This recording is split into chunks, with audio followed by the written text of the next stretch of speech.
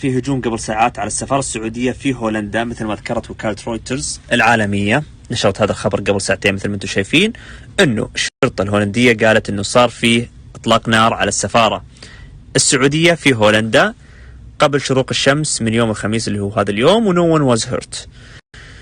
الحمد لله ما في اي اصابات من هذا الهجوم. المشكلة وين؟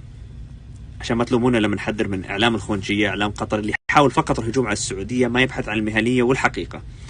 اخذت هذا الخبر قناة الجزيرة ونشرته انه اطلاق نار داخل السفارة السعودية. شوف كيف التحويل لمهاجمة السعودية، مش البحث عن الحقيقة. شوف الفرق في الخبر.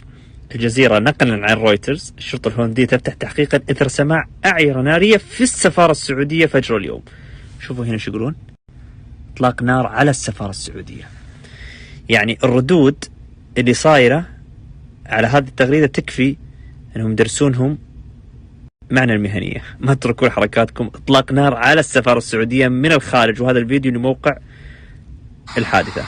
احنا تعودنا على الجزيرة عدم المهنية والكذب وعدم المصداقية، لكن انك توصل تنقل من رويترز مثل ما انتم شايفين وتحرف الخبر، هذه مصيبة.